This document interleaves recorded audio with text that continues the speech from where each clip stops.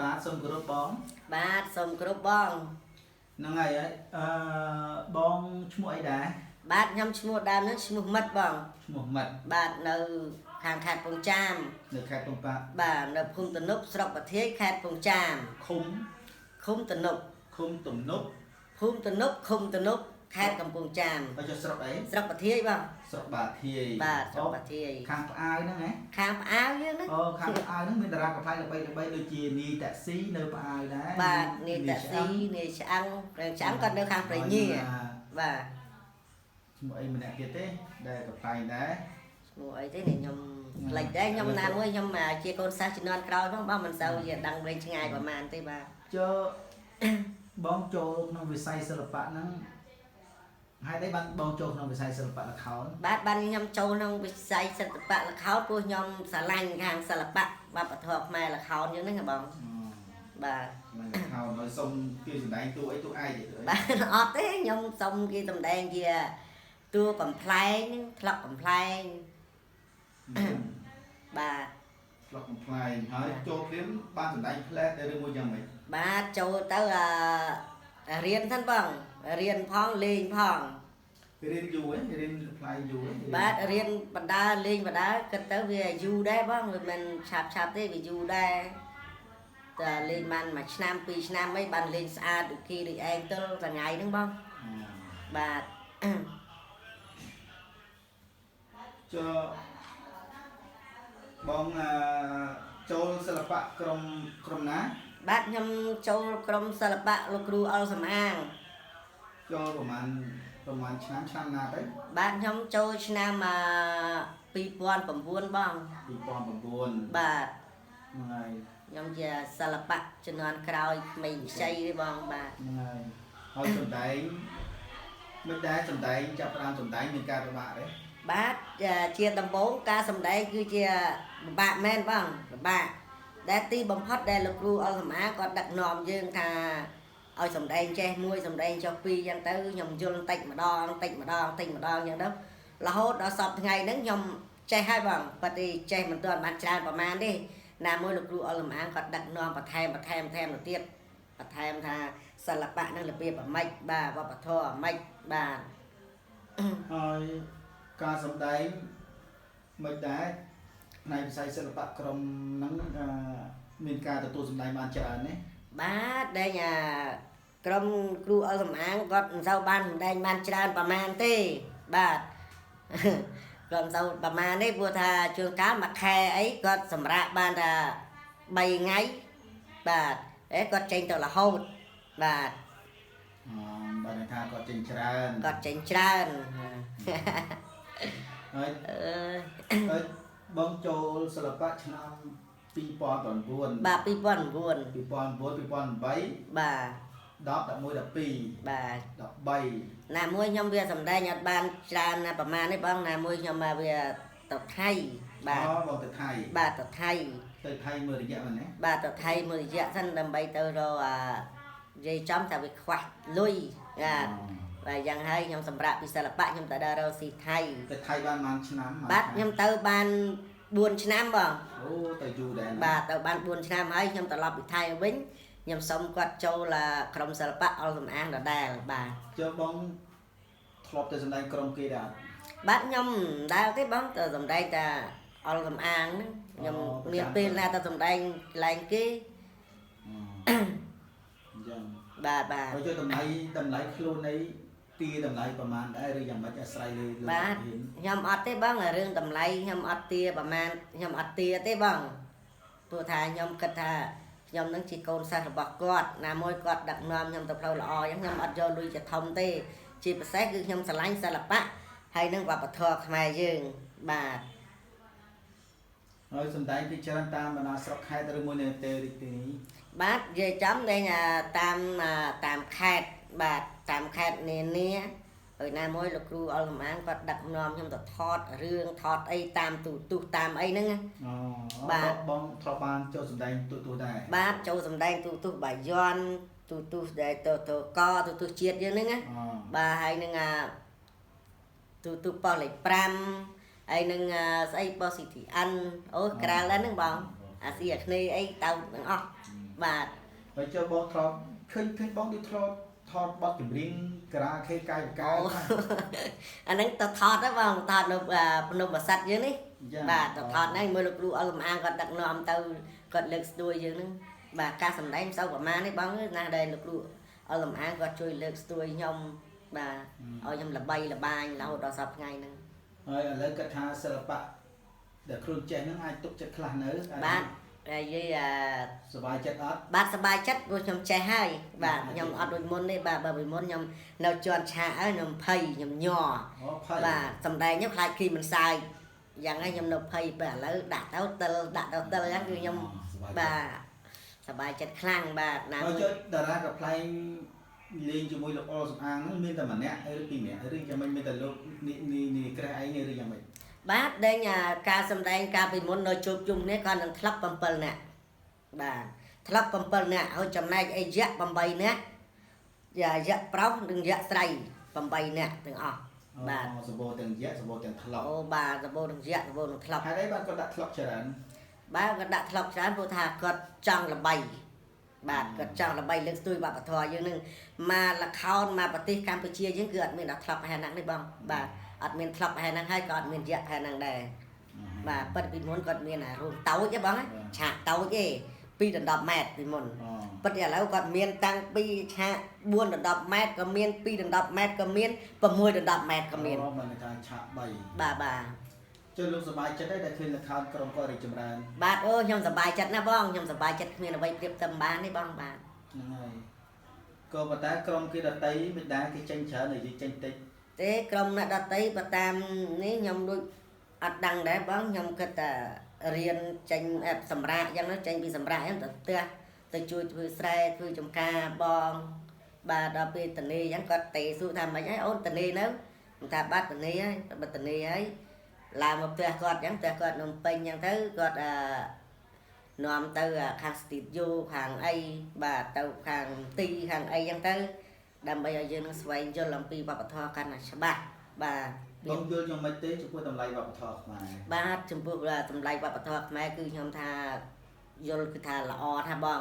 បាទគឺល្អយ៉ាងមក ដល់យ៉ាងម៉េចខ្លះទៅអត្ថប្រយោជន៍យ៉ាងម៉េចទៅវាមានប្រយោជន៍យ៉ាងម៉េចទៅ បាទមានប្រយោជន៍ថាដឹកនាំឲ្យថាមនុស្សយើងនឹងឲ្យស្គាល់អំពីវប្បធម៌ខុសត្រូវបាទអាម៉េចក៏3មិនក៏3បាទអាហ្នឹងគឺខ្ញុំយល់បានដំណឹងឡើយទេបងតែនៅតទៅទៀតបាទ ចុះបើសិនថ្ងៃណាមួយខាងភាពយន្តឬក្រុមហ៊ុន Hollywood គេតាក់ទងមកលោកអល់សំអាងដើម្បីចង់បានលោកទៅសម្ដែងលោកមានអារម្មណ៍សប្បាយឬលោកគាត់ថាមិនហេភ័យ បាទខ្ញុំអត់មានភ័យទេបងខ្ញុំសប្បាយបាទព្រោះខ្ញុំប្រហែលឆ្នាំហើយខ្ញុំលេងភ័យហើយបងខ្ញុំជន់ឆាកផ្អៀងហើយនិយាយចេះហ្មងទៅបាទខ្ញុំជន់ឆាកផ្អៀងខ្ញុំលេងភ័យខ្ញុំលេងញ័រហើយ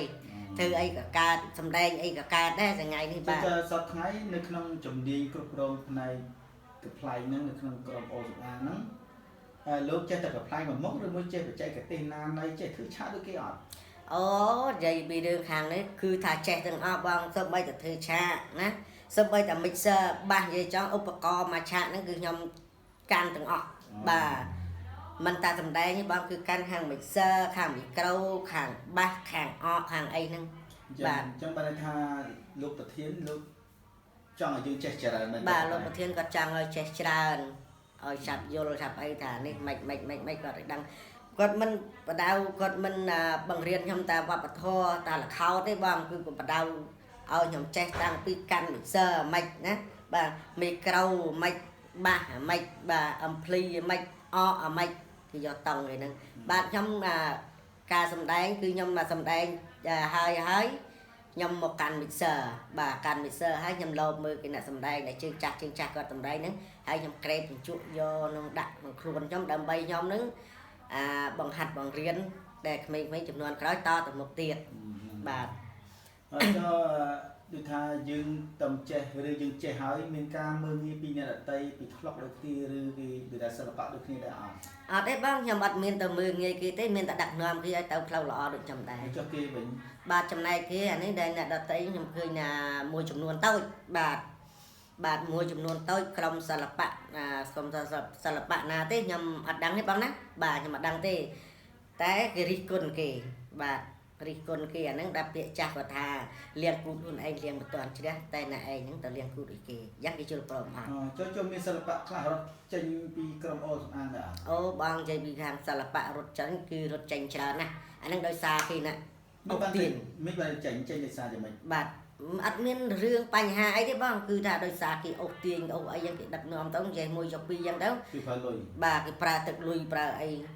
អូទីចឹង បាទអូសទាញអូសអីយ៉ាង ទៅដែរ បាទអ្នកខ្លះគេទៅប៉ុន្តែខ្ញុំអត់ទៅតែណាគឺខ្ញុំទៅដែរព្រោះកំណើតខ្ញុំនៅហ្នឹងហើយណាខ្ញុំចាប់កំណើតខ្ញុំហ្នឹងគឺខ្ញុំនៅហ្នឹង បាទគេថាលោកទៅចង់និយាយថាទីណាដែលផ្ដល់កំណើតយើងដឹងគុណកំណើត បាទ អ្នកដតីខ្លះគេគិតលុយជាធំ បាទ មុខមាត់បាក់ពួក បាទប៉ុន្តែអ្នកខ្លះគេថា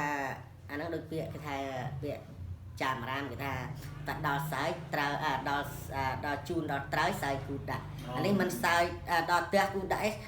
ថែមទាំងចំតាត់គូទៅមក លោកជួយលោកអុលសំអាងគាត់យល់មិនទៅ បាទលោកគ្រូអុលសំអាងគាត់ទុកយ៉ាងណាគាត់អត់នេះគាត់នៅតែធម្មតារបស់គាត់គិតថាការងារគាត់ដូចថាគាត់ទៅក្រសួងផងទៅមន្ទីរណាមួយគាត់ទៅខាង studio ការងារគាត់ច្រើនណាការងារគាត់ អញ្ចឹងក៏រកទីផ្សារឲ្យផង បាទ សិល្បៈ បាទ អញ្ចឹងចង់និយាយថាសិល្បៈទៅណាក៏ពិសិដ្ឋរបស់គេ បាទសិទ្ធរបស់គេបាទឥឡូវដែលញ៉ា ចុះក្រុមហ្នឹងដូចគេខំបដោបតាអញ្ចឹងអ្នកខ្លះអត់ដឹងគុណគេឬយ៉ាងម៉េចហ្នឹង ទេខ្ញុំវាបាក់ដែរដល់អញ្ចឹងអានេះបើថាចិត្តខ្ញុំវាផ្សេងទេបងបើថាបើចិត្តគេផ្សឹងបាទព្រោះដែលញ៉ាជាងការគេរៀនហ្នឹងគេឡោកល្អឿនរៀនអីចេះគេដាក់មីប្រូចដល់ឆេញសំបីតែប្រាប់ក៏អត់ប្រាប់តែឥឡូវលោកគ្រូខ្ញុំចេះមួយចុះពីរគឺអត់ប្រាប់ទេគឺទៅដោយវាទៅដោយទង្វើរបស់គេហ្នឹងណាបាទ ក៏ចុះលោកអុលសំអាងហើយនឹងសហការីដតីគេថាមិនដែរ បាទលោកគ្រូអុលសំអាងគាត់អត់មានថាម៉េចទេបើឥឡូវចំនួនក្រោយនេះគាត់ដល់ពេលក្រោយនេះគាត់ដាក់ច្បាប់បាទគាត់ដាក់ច្បាប់ក្នុងសិល្បៈបាទវាមានចេញមានចូលសូម្បីតែផ្ទះសូម្បីតែមិនចាំផ្ទះសូម្បីតែលបងយើងហ្នឹងចេញចូលក៏មានច្រកបាត់បើកដែរបាទនេះជាលោកគ្រូអុលសំអាងគាត់ដឹកនាំហើយអ្នកឯងចង់ចេញទៅណាក៏បានចង់ចេញទៅណាក៏បានគឺនឹងនេះគឺលេខកើតហើយបាទគឺច្បាប់ហ្នឹងណាគឺច្បាប់ ចង់អាណាធិបតេយ្យ បាទគាត់ចង់ឲ្យល្អទាំងអស់គ្នា ពិបាកទេក្នុងវិស័យសិល្បៈល្ខោនមានការនិយាយដើមគ្នាមាននិយាយពីក្រុមមួយទៅក្រុមមួយប្រអាប់គេវងនេះវងនោះមានប្រកប បាទអាហ្នឹងបាទក្រុមគេណាដតីខ្ញុំអត់ដឹងទេបងបើថាបើក្រុមខ្ញុំគឺអត់មានទេតែពីសម្ដែងចប់អីចប់នៅមានសម្រាប់ប៉ុន្តែចំពោះក្រុមអ្នកខ្លះអានេះខ្ញុំមិននិយាយមិនខ្ញុំមិនរិះគន់មិនអីទេណាខ្ញុំនិយាយតាមមើលឃើញចំពោះគេអ្នកខ្លះគេលេងសម្ដែងចប់អីចប់ហើយពេលថ្ងៃអញ្ចឹងគេលេងតទៀតណា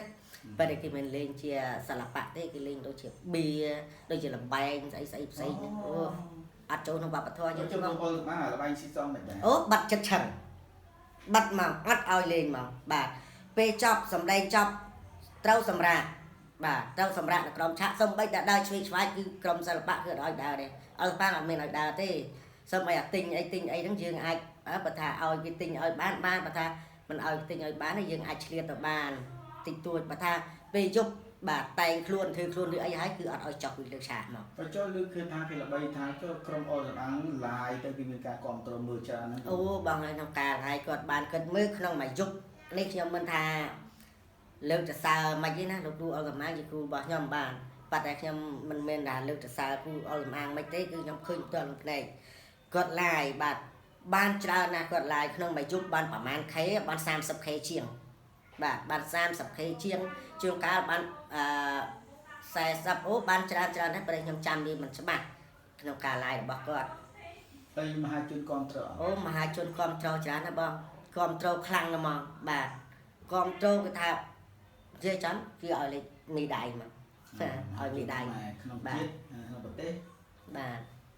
ទូទាំងប្រទេសបាទឲ្យមីដៃ ចុះក្រៅប្រទេស បាទក្នុងក្រៅប្រទេសគាត់កាលមុនឮថាគាត់ទៅស្រុកចិនបាទគាត់ថាទៅស្រុកចិនទៅខាងសិល្បៈគាត់ហ្នឹងណាប៉ុន្តែខ្ញុំអត់បានស៊ូគាត់ណែនាំគាត់វិញថ្ងៃគាត់ការងារគាត់ច្រើនពេកគាត់ថាទៅដល់ស្រុកចិននេះណានៃវិញឆ្ងាយទៅហ្នឹង ចុះសប្តាហ៍ថ្ងៃនេះក្រេះនឹងមានគោលដៅយ៉ាងម៉េចដែរបន្ថែមដើម្បីថាគិតថាយ៉ាងម៉េចទៅផ្លាច់ឲ្យកាន់ល្អដើម្បីថាលើមានឱកាស ពងខ្ពស់ជំនឿឬក៏ទាំងប៉ុណ្ណឹងគ្រប់គ្រាន់ហើយចេះប៉ុណ្ណឹង បាទជានេះ ខ្ញុំនិយាយជាសង្ខេបទៅបាទចឹងហើយខ្ញុំថាចង់ឲ្យបងប្អូនជំនាន់ក្រោយខ្ញុំទៀតឬក៏ថាបងប្អូនណាដែលធំដែលនេះដែលរៀនមុនខ្ញុំហ្នឹងណាបាទឥឡូវថាចង់ឲ្យគាត់ហ្នឹងដែលមិនបាច់ទៅលូតពេកទេបាទធ្វើមិនថាធ្វើមកប្រជុំក្នុងសិល្បៈបាទថាមិនក៏ថាវប្បធម៌រលត់ជាតិរលាយវប្បធម៌ពន្ធរាយជាតិកាំងបាទយ៉ាងហើយ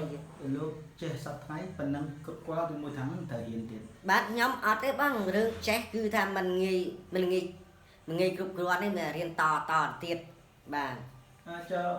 ឆ្នាំហ្នឹងឆ្នាំ2019ហ្នឹងតារាកំ pl ណាខ្លះនៅសម្ដែង បាទសម្ដែងក្នុងក្រុមហ្នឹងបងហ៎ បាទរាល់ថ្ងៃហ្នឹងប្រហែលអ្នក2019 2020ហ្នឹង 2019 2020ហ្នឹងសម្ដែងគឺថ្លាប់នៅជាមួយលោកគ្រូអល់សំអាង4នាក់ ពីណាខ្លះ បាទខ្ញុំផ្ទាល់នៃក្រេះបាទនៃខ្យងនៃច្បាយវែងហើយនឹងអីចាំផ្លេចនេះឯងណាឈ្មោះអីនេះខ្ញុំផ្លេចពេតប៉ោង គ្រូ អូនេះគ្រូថោគ្រូទាំងអស់5នាក់បាទទាំងអស់5នាក់ នេះគ្រូ បាទច្បាយវែង ពាក្យភាសាអីមើល មើលនេះក្រេះនេះខ្យងនេះច្បាយវែងនេះពេតប៉ោងនេះគ្រូ5នាក់បាទ អញ្ចឹងនៅឆ្នាំថ្មីនេះគឺត្រៀម បាទឆ្នាំថ្មីនេះគឺឥឡូវឆ្នាំថ្មីនេះឬថាលោកគ្រូអល់សំអាងហ្នឹងគាត់ចង់ក្រងជាបទចម្រៀងសម័យបាទសម័យបុរាណហើយនឹងល្ខោនប្រសាបាទច្រើនណាស់ អញ្ចឹងនៅក្នុងក្រុមគាត់ហ្នឹងមិនមែនតែល្ខោនមកមុខណា អូមែនទេបងមិនមែនតែល្ខោនមកមុខទេ ចគេ បាទអូចកេផងខ្ញុំមើលគាត់ជាមួយខ្ញុំរៀបរាប់ប្រាប់ណាបាទលោកគ្រូអល់សំអាងហ្នឹងគាត់ចកេចម្រៀងសម័យល្ខោនប្រសាបុរាណ មហោរីដែរបាទអូច្រើនណាស់គាត់ តែចុះលោកគិតថាតទៅថ្ងៃអនាគតការសម្ដែងល្ខោននឹងអាចចំជីវិតរស់ទេឬមួយមិន បាទបងបើថាមកការសម្ដែងជាល្ខោនហ្នឹងបើសិនជាថាយើងវាប្រាក់កម្រៃវិញបានតិចទេទេបងមិនទៅជាបានច្រើនទេជាមួយជុំដែរទេណាបាទ គឺអាចចំជីវិតរស់អត់ បាទនេះបើថាយើងគូផ្សំនេះអាចរស់បានបងបាទអាចគូផ្សំថាយើងចេញពីសិល្បៈទៅយើងធ្វើស្រែធ្វើចំការអីចឹងទៅបើធំដូចគេអ្នកខ្លះរត់ម៉ូតូឌុបម៉ូតូអីខ្លះចឹងទៅបាទ ចង់និយាយថាសិល្បៈល្ខោនមួយមុខមិនអាចចិញ្ចឹមទេក៏ប៉ុន្តែក៏វាជាចំណូលបានច្រើន បាទជាចំណូលបាន ហើយបន្ថែមមុខរបរយើងបន្ថែម បាទហ្នឹងពេលទំនេរចឹងបងណាបាទ បើតែល្ខោនបានមកទៅយើងលេងបៀអស់ទៅ អូអាហ្នឹងអត់ទេ ចុះ បង បងក្រុមអល់សម្អាងចាក់លទុយលេងលបាយស៊ីសងអត់ទេមែនបង អត់ទេបងគឺបាត់ចិត្តឈឹងហ្មង អត់មានលបាយស៊ីសង បាទអត់មានឲ្យលបែងស៊ីសងអត់មានឲ្យអីកតុយស្នោតកតុយលេខអីគឺអត់ទេគឺបាត់ចិត្តឈឹងគឺស្អាតគ្រឿងញៀនគ្រឿងអីហ្នឹងគឺ0បាទ អញ្ចឹងបើថាក្រុមគេហ្នឹងគឺគិតលើវប្បធម៌ បាទគាត់យកវប្បធម៌ជាធំ ប៉ុន្តែលើក្រុមល្ខោនខ្លះអាចមានដែរ បាទអាហ្នឹងបើក្រុមគេដតីខ្ញុំឃើញមួយចំនួនតូចខ្លះបងខ្ញុំឃើញចឹង ហើយការទទួលសម្ដែងទៅតម្លៃសម្ដែងបងច្បាស់អត់ទេតម្លៃទៅថាតម្លៃមិននោះ តម្លៃតម្លៃដែលជួលទៅហ្នឹងបងក្នុងមួយយប់តម្លៃប្រហែលណាបាទខ្ញុំក្នុងខាងហ្នឹងគឺខ្ញុំអត់ដឹងទេបងតើណាតេតាមទូរស័ព្ទទៅលោកគ្រូអល់សំអាងបាទនេះលោកគ្រូអល់សំអាងលេខទូរស័ព្ទគាត់មើលបងមើលនេះណា092 66 1400ឬក៏017 097សំទូបងណា097 45 45 440បាទក្រុមសិល្បៈល្ខោនប្រសានេះមហាជនអល់សំអាងបាទវងទី1រាជធានីភ្នំពេញបាទអរគុណច្រើនបង អញ្ចឹងបើថាលោកបានសម្ដែងទូកក្លុកមិនតបានសម្ដែងស្អីណាចុះធ្លាប់សម្ដែងខ្លាកពើឬសត្វនិយាយនិយាយអស់គឺសត្វឆ្កែ និយាយឲ្យចាំបងខាងសិល្បៈគេអត់ប្រកាន់វណ្ណៈខាងហ្នឹងស្អីក៏ចេះបាទក្នុងសិល្បៈបងកុំថាតួឆ្កែតួឆ្មាបាទត្រូវយើងលេងកុំប្រកែកបាទអាហ្នឹងគេហៅថាជំងឺតួបងណាបាទបើដូចតែខ្ញុំគឺអត់ប្រកែកទេបងគាត់ឲ្យទៅលេងឆ្កែក៏ខ្ញុំលេងរឿងដែល អីព្រាមកែសម្លាក់ទៅនៅវងនេះព្រាមកែសខ្ញុំមានដើរតួឆ្កែនេះបាទតួអាឡុកបាទ ចូលអ្នកដតីគេ បើចំពោះអ្នកដតី រត់រៀងប្រកាន់ ក្នុង តួ ក្រុមខ្ញុំហ្នឹងបើថាក្នុងក្រុមខ្ញុំហ្នឹងនិយាយចំគឺអត់មានទេបាទអត់មានអ្នកប្រកាន់តួទេ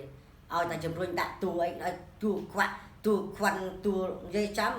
គឺអត់ប្រកាន់ទេក្រុមខ្ញុំបើថាក្រុមគេអ្នកដតីគឺខ្ញុំអត់ដឹងទេបាទខ្ញុំដែលបានទៅសំដែងក្រុមគេផងហ្នឹង ចូលលើគេនិយាយថាអ្នកខ្លះឲ្យលេងតួឯកគេឲ្យលេងតួឯកហ្នឹងអន់ចិត្តជួការគេឲ្យលេងកំសត់អត់ចេះលេងទៅទីលុយគេថ្លៃហ្នឹង អូអាហ្នឹងដែលការអ្នកកើតជំងឺតួអាហ្នឹងពីមុនមានមែនក្នុងក្រុមអល់កំអាងបាត់ឥឡូវទៅបាត់ហើយដល់លេងសាប់សូន្យបាត់ហើយ អូបើថាគេអ្នកដែលជំងឺតួហ្នឹងមិនអាចនៅវងនឹងបាន បាទអត់អាចនៅបានទេបងគឺអញ្ជើញគាត់មកហ្នឹងអញ្ជើញគាត់ឲ្យគាត់ចេញទៅមកទៅ បើប្រកាន់តួ បាទបើប្រកាន់តួពួកក្រុមខ្ញុំមិនមែនអ្នកប្រកាន់តួមិនមែនអ្នកជំងឺតួទេហើយក៏មិនមែនអ្នកទាតម្លៃដែរបាទ ចឹងមកថាសរុបមកគឺក្រុមអល់សំអាងបដិបដាសិល្បៈក៏បានច្រើនទាំងការកំ pl ែងហើយស្គាល់នេះហ៊ីងហ៎ បាទអូនេះហ៊ីងពីមុននេះហ៊ីងហ្នឹងឯនេះមករៀនមួយខ្ញុំមួយអីហ្នឹងណែមួយលោកគ្រូអល់សំអាងដល់ពេលគេចេះបាទគេអីណាណីទៅគេលោតហូសឆាកទៅបាត់ បើនេះពេត្រូស្គាល់ នេះពេលត្រូវក៏ស្គាល់ដែរមុនដំបូងឈ្មោះចក់ហ្នឹងហ្នឹងហើយឈ្មោះចក់ឥឡូវគេ បើ ដាក់ ជឿនេះជីចាក់ណានេះចាក់ហ្នឹង អូនេះចាក់នេះអូនេះចាក់តារាកំ pl ែងគ្រូអល់សំអាងហ្នឹងហ្នឹងដែលគាត់ហ្នឹងរៀមច្បងរបស់ខ្ញុំបាទរៀមច្បងរបស់ខ្ញុំឥឡូវដល់សារការដឹកនាំណាដាក់ទាញអូសទាញទៅឥឡូវគាត់ទៅតាមទីបាត់ហើយបាទហ្នឹងថ្ងៃណាគាត់ បើជឿយក្ខណីឈ្មោះអីនៅខេត្តកណ្ដាលឈៀងនោះអូហ្នឹងដែរ យក្ខណីឈៀងពីមុនគាត់នៅនឹងនោះរួមគ្នានឹងអូសបាយហ៎បាទអាហ្នឹងដោយសារការដឹកនាំ បើទូច យ៉ាក់ទូចយ៉ាអីប៉ិតឥឡូវមិនដឹងមិនយ៉ាក់ទូចខ្ញុំឆ្ងល់ដែរបាទឥឡូវទៅពីមិនដឹងទៅដល់ណាដល់ណីបើពីមុននៅនឹងពេលឥឡូវមិនដឹងឈួតអីមិននេះយ៉ាក់ហ្នឹងខ្ញុំឆ្ងល់ដែរអាលីអាឡអតិចទៅលេងនេះតិចទៅលេងឯណោះ ប៉ុន្តែហើយតែគាត់ដូចជាអ្នកដឹកនាំអនុគ្រោះអញ្ចឹងទៅ បានដោយសារដែនបងគាត់អ្នកដឹកនាំគាត់យល់ឃើញអញ្ចឹងណាគាត់ចេះតែអនុគ្រោះឲ្យគាត់អញ្ចឹងទៅប៉ុន្តែតែខ្លាំងពេកគឺខ្ញុំអត់ហ៊ានដែរហ្នឹងគាត់ក៏មិនហ៊ានទទួលស្គាល់ដែរតែខ្លាំងពេកក៏មកឲ្យខ្លាំងពេកយ៉ាងហើយបានខ្ញុំថាល្មមអ្នកសិល្បៈបាទក្នុងសិល្បៈ ហើយចាំសួរមកដូចថាយើងខាងសិល្បៈហ្នឹងដូចបងឯងហ្នឹងខាងដូចថាលេងជាបចោជាអីហ្នឹងគេឲ្យលេងចឹងមិនជារឿងមួយចឹងមិនឃើញល្ខោនខ្លះគេលេងចូលចិត្តជេរហ្នឹងអាហ្នឹងតាមសាច់រឿងឬមួយមិន បាទអាហ្នឹងវាចេះទេបងកាលពីមុនខ្ញុំទទួលខ្លួនឯងជាខុសមែនណាបាទគឺខ្ញុំផ្ទាល់ហ្នឹងហើយពីមុនខ្ញុំមានពាក្យអសរុខ្លះជាមួយលោកសេដ្ឋីមួយលោកអីយ៉ាង ក្នុងឈុត បាទក្នុងឈុតឆាកប៉ុន្តែឥឡូវលោកគ្រូអល់ម៉ាគាត់ណែនាំគាត់កែកុនអញ្ចឹងណាថាឥឡូវសិល្បៈយើងកុំឲ្យប្រើពាក្យជេរកុំឲ្យប្រើពាក្យអីបាទយ៉ាងហើយគាត់ថាឲ្យវាយពាក្យសម្ដីវាយទៅពីក្រោយមួយកុំឲ្យវា កុំឲ្យជេរ ញាប់ពេក ចោ កុំ ល ឲ្យជេរកុំឲ្យអីគឺគាត់បាត់សោនណារឿងជេរ ហើយចុះបើជេរហ្នឹងវាជាសិល្បៈខ្លួនឯងអ្នកធ្វើឬមួយគាត់អ្នកប្រាប់ ជេរហ្នឹងណាជេរហ្នឹងសិល្បៈខ្លួនឯងផ្ទាល់ហ្នឹងមកហ្នឹងបាទដល់ពេលអញ្ចឹងហើយគាត់ណែនាំណែអីថាងដល់ពេលគាត់សម្ដែងដល់ពេលពួកខ្ញុំសម្ដែងចប់អីគាត់ប្រាប់ថាអូនណាការជេរហ្នឹងមិនមែនល្បីទេអូនហើយក៏មិនមែនក្នុងសិល្បៈដែរបាទតាំងពីហ្នឹងមកខ្ញុំឲ្យសុំចប់ដំណឹងបងអារឿងជេររឿងអីហ្នឹងខ្ញុំលែងហ៊ានជេរហើយ ចង់និយាយថាសិល្បៈវាមិនសំខាន់លើការជេរទេណា បាទមានល្បីនឹងជេរទេ សំខាន់យើងលេងទៅអប់រំវប្បធម៌ បាទ ប្រពៃណីទៅមានទំនាស់វាមានការខឹងជេរអីខ្លះដែរប៉ុន្តែក្នុងលក្ខណៈសិល្បៈ បាទជេរសិល្បៈផ្សេង ហើយចុះក្រុមមកតារាកំ pl ែងគ្នាច្រើនចឹងតោះតែងគ្នាដែរអត់ បាទអត់ រួ ទេ មគ្នាអីចឹងមិន អត់មានតកតែងគ្នាទេមានតែចាប់ដៃគ្នាសាមគ្គីគ្នាស្រឡាញ់គ្នាបាទសំបីតែមាននិយាយចាំមកសំបីតែមានអីមួយម៉ាត់ក៏ចែកគ្នាហូបដែរក្នុងមួយឆាកហ្នឹង អត់មានតកតែងអីទេបងអើយបងអរគុណច្រើនហើយបងពាក្យបងនិយាយណែនាំខ្ញុំហ្នឹងសួរខ្ញុំហ្នឹង នេះក្រេះ បាទ ល្បីនៅទំនប់ បាទនៅទំនប់បង ហើយបងប្អូនជាប់ខ្សែរហិតអ្នកលខោនអ្នកអីដែរអត់ឬមួយថាមិនហើយធ្លាប់បួសរៀនយ៉ាងម៉េចដែរ បាទខ្ញុំបានធ្លាប់បួសធ្លាប់រៀនដែរបងបាទខ្ញុំបួសនៅខ្ញុំនៅខាងទំនប់ខាងខេត្តពងចាមប៉ុន្តែខ្ញុំបួសនៅនេះមកបួសនៅវត្តពាមមង្គលការក្នុងការកោងក្នុងនៅខេត្តកណ្ដាលបាទបួសបាន3ភាសា ធ្លាប់បួសបាន3ឆ្នាំ បាទ ហើយធ្វើម៉េចតែស្គាល់លខោនអល់សំអាងហើយអល់សំអាងនៅតាណាតែស្រុកភូមិវត្ត បាទខ្ញុំនិយាយចំទៅវាថានិស័យហ៎បងបាទបុព្វនិស័យដែលជួបខ្ញុំពីដើមឡើយខ្ញុំមិនទាន់ចេះល្ខោនខ្ញុំសឹកមកខ្ញុំធ្វើការងារសំណង់បាទបានទាន់ចាប់អាជីពអីទេខ្ញុំសឹកមកដល់ខ្ញុំធ្វើការងារសំណង់ដល់ដាក់ធ្វើលូនៅផ្ទះបងថ្លៃនៅនឹងនេះនៅនឹងអារ៉ាក់នៅខាងជើងស្គុនយើងហ្នឹងណាបាទទៅដល់ពេលខ្ញុំធ្វើអញ្ចឹងទៅរហូតបងថាធ្វើអញ្ចឹងទៅដូចល្បីគេថាចូលឯងប៉ាន់ហ្នឹងធ្វើការងារសំណង់អូនអើយវេទនាណានឹងដែលណាដែលអារ៉ាក់នៅខាងជើងស្គុនហ្នឹងខាងស្ដាងជ័យ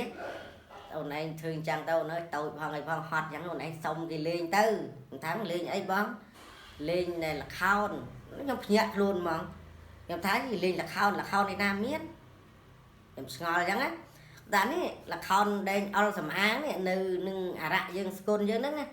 នៅអេបទៅអូនឯងធ្វើការងារហ្នឹងអូនឯងទៅសាកសុំគាត់មើលគេនោះគាត់ឲ្យស្រុកកំណើតគាត់បាទស្រុកកំណើតគាត់នៅខាងពងចាមប៉ុន្តែនៅខាងជើងស្គុនគេហៅស្ដាងជ័យហ្នឹងណាកាត់ស្ដាងជ័យហ្នឹងគេហៅភូមិអារ៉ាក់ហើយសុំទៅគាត់ឲ្យភ្លាមឬយ៉ាងបាទទៅដល់មុនទៅដល់សុំទៅដល់ពេលខ្ញុំសុំអញ្ចឹងទៅគាត់ថាតើទេគាត់នៅស្ទង់ចិត្តយើងមើលណាមួយគាត់មិនដឹងឲ្យយើងនឹងអាម៉េចអីអាម៉េចបាទពីស្រុកពីភូមិមកគាត់សួរថាចុះស្រុកភូមិមិនឯងនៅណៃអញ្ចឹងណាបាទខ្ញុំក៏រៀបរាប់ប្រាប់ដល់ពេលរៀបរាប់ប្រាប់អញ្ចឹងទៅថាមិនអីទេចូលបានប៉ុន្តែមុននឹងចូលខ្លួនឯងទៅសញ្ញេពីឃុំសិនបាទឃុំនឹងអីសិនហើយឪពុកម្ដាយពុកអីសិនអាម៉េចពុកគាត់អត់ដឹងពីប្រវត្តិយើងគឺយ៉ាប់ដែរ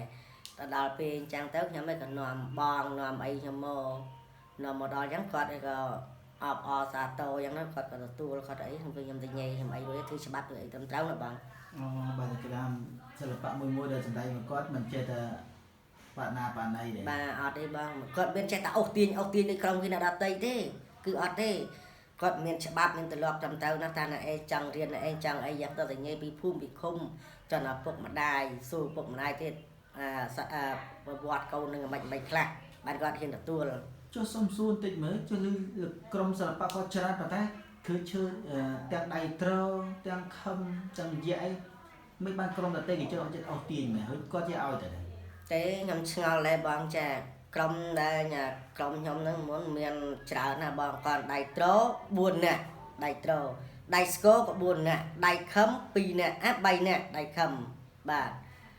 ទៅដល់មិនដឹងមិនគាត់លេងដល់ពេលល្បីទៅគេចេះតែសុំលេខទូរស័ព្ទក្រុមគេផ្សេងណាបាទសុំលេខទូរស័ព្ទនេះមួយខ្ញុំសុំតែខ្ញុំផ្ទាល់ហ្នឹងគេសុំដែរបាទប៉ុន្តែខ្ញុំឲ្យដោយសន្តានចិត្តបាទទៅដល់ពេលអញ្ចឹងណាគេអូសទាញខ្ញុំដែរបាទដល់ពេលគេអូសទាញខ្ញុំដែរខ្ញុំថានេះគេការអូសទាញមួយខ្ញុំគិតអញ្ចឹងណាអញ្ចឹងហើយបានថាខ្ញុំថាបងឲ្យរាប់អាននេះបានពីណាតំណេបានខ្ញុំអាចទៅបានបាទមុននឹងតំណេខ្ញុំអាចទៅបានមិនប៉ុន្តែខ្ញុំទាន់អនុញ្ញាតពីលោកគ្រូអល់សំអាងសិនបាទអនុញ្ញាតមិនបាទអនុញ្ញាតថាលោកគ្រូឥឡូវដែលខ្ញុំសុំតែលោកគ្រូទៅសំដែងគេណាមកយប់អីយ៉ាងទៅណាហើយគាត់សួរទៀតវងណាវងណៃរួចហើយគាត់សុំមកលេខទូរស័ព្ទនេះតកែលខោតនឹងមកទៀតបញ្ជាក់គេលោកដឹកខ្ញុំទៅណាទៅណៃផ្សេងអញ្ចឹងណាបាទប៉ុន្តែចំណែកដៃត្រូវិញគេអូសទាញអីអាហ្នឹងដោយសារមនុស្សដោយសារចិត្តយើងនេះបងអើយប៉ុន្តែឥឡូវគេទៅមកឆាវនឹងឥឡូវក្នុងនេះច្បាប់ក្រឹតក្រមណាចុះគេទៅអស់អញ្ចឹងគាត់មានតួសម្ដែងដែរអត់ចេះខ្វះតួសម្ដែងអល់សំអាងគឺអត់ចេះខ្វះច្រើនណាស់បើថាចេញមួយនៅមានបាទបើថាចេញមួយនៅសល់5នាក់ទៀតបាទនឹងអញ្ចឹងនឹងអល់សំអាងបាទលោកគ្រូអល់សំអាងអរគុណណាស់បងមិត្តចុះបងមានដឹងអំពីការមរណភាពរបស់វីរៈសិល្បករដ៏ល្បីតាប្រាជ្ញឈួនមួយនៅអ៊ុំសមិទ្ធមិនដែរបងមានអារម្មណ៍មិនដែរបាទខ្ញុំមានអារម្មណ៍ថាសោកស្ដាយមែនទែនដោយសារលោកគ្រូនឹងរត់ដែលជាចាំខ្ញុំអត់បានទៅដុតធូបដុតអីទេប៉ុន្តែឃើញដែលលោកគ្រូអល់សំអាងគាត់ដុតដែលគាត់បង្ហោះ Facebook ហ្នឹងបាទសុំទោសខ្ញុំវាដូចញាប់មាត់ពេកគឺឃើញលោកគ្រូអល់សំអាងគាត់បង្ហោះគាត់អីខ្ញុំធ្វើសង្វេគហ៎បងសង្វេគមែនតែនហ្មងដែលបាត់បង់បាទដែលបាត់បង់សិល្បៈជើងចាស់ណាមកជាលោកគ្រូរបស់ខ្ញុំផង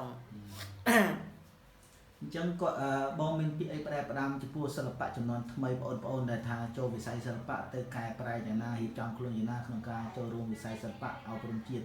បងមានយល់ពាក្យផ្ដាំផ្ញើយ៉ាងណាសំណពរយ៉ាង បាទខ្ញុំឥឡូវខ្ញុំមានពាក្យមកក្នុងទីបញ្ចប់នេះខ្ញុំសូមផ្ដាំដល់បងអ្នកសិល្បៈឬក៏បងប្អូនអ្នកសិល្បៈលោកគ្រូអ្នកគ្រូរបស់សិល្បៈទាំងអស់បាទខ្ញុំសូមផ្ដាំថា យើងធ្វើឪពុកម្ដាយគេបាទយើងត្រូវណែនាំកូនរបៀបអាម៉េចបាទណែនាំកូនអាម៉េចថាខុសអាម៉េចផ្លូវខុសអាម៉េចផ្លូវត្រូវបាទខ្ញុំសូវតែចេះនិយាយគេប្រហែលទេឥឡូវវាឆ្អកកយឆ្អកកផង ចង់ផ្ដាំផ្ញើដល់បងប្អូនឲ្យសំដែងត្រូវក្បួនត្រូវ បាទសំដែងត្រូវក្បួនដោយសិល្បៈអញ្ចឹងបាទឃើញក្រុមមួយខ្លះបាទឃើញក្រុមណាទេខ្លះបាក់សិតក្បាំងត្រឹមត្រូវប្រុសតែសៀតផ្កានឹងទៅជាខ្ញុំឆ្ងល់ដែរមិនដឹងឯសិល្បៈនឹងចេញមកពីណាចេញពីវប្បធម៌ឬមួយក៏ចេញពីនិយាយចំមិនដឹងក្រុមណាទេខ្ញុំអត់ស្គាល់ទេបងដែលឃើញលោកអើយ ឃើញជាខ្លះពាក់បាំងទូឯង បាទឃើញយៈខ្លះពាក់ក្បាំងទូឯកក៏ប៉ាត់លិតយកអាទូឯកគេនឹងយកទៅធ្វើខ្ញុំថាឆ្ងល់យើងបំរុងតែខ្លួនយើងលេងណាយើងលេងទូអីណាបាទឥឡូវដូចតែខ្ញុំសំបីតែខ្ញុំជាថ្លុកឯនេះខ្លួនខ្ញុំជាថ្លុកណាគេឲ្យខ្ញុំដើរទូឯកក៏ខ្ញុំមានបោះខ្ញុំប្រើបាទមានក្បាំងមានខោអាវមានអីបាទខ្ញុំដើរទូកូនក៏បានដើរទូឆ្កែខ្ញុំមានសម្លៀកបំពាក់ឆ្កែផ្សេងបាទតួថ្លុកណាបាទនិយាយរឿងល្ខោនប្រសាទបាទនិយាយតួថ្លុកវាមានសម័យមានបុរាណបាទផ្នែកសម័យយើងធ្វើម៉េចបាទផ្នែកសម័យយើងស្លៀកពាក់ខោអាវធម្មតាបានស្អាតបាតគូមុខគូមាត់បាត់តែចំណែកបុរាណវិញមានសពុតចងក្បិនអាវកាក់ហើយនឹងក្រវ៉ាត់កហើយពាក់សក់គូមុខឲ្យសមរម្យជាថ្លុកបុរាណ ចង់ចប់បងមានពាក្យថ្លែងអំណរគុណយ៉ាងម៉េចខ្លះ បាទឥឡូវខ្ញុំថ្លែងអំណរគុណដល់នេះលោកគ្រូសិល្បៈអល់សំអាងបាទក្រុមសិល្បៈល្ខោនបាសាមហាជនអល់សំអាងវងទី1រាជធានីភ្នំពេញបាទខ្ញុំថ្ងៃដោយសារគាត់ទេបើសិននេះវាអត់បានគាត់វិញខ្ញុំមិនដឹងទៅធ្វើការងារសំណងដល់ណាទេយ៉ាងខ្ញុំសូមអរគុណដល់លោកគ្រូអល់សំអាងធំខ្លាំងមកជាតិខ្ញុំមិនអាចបំភ្លេចគាត់បានទេបាទសូមអរគុណ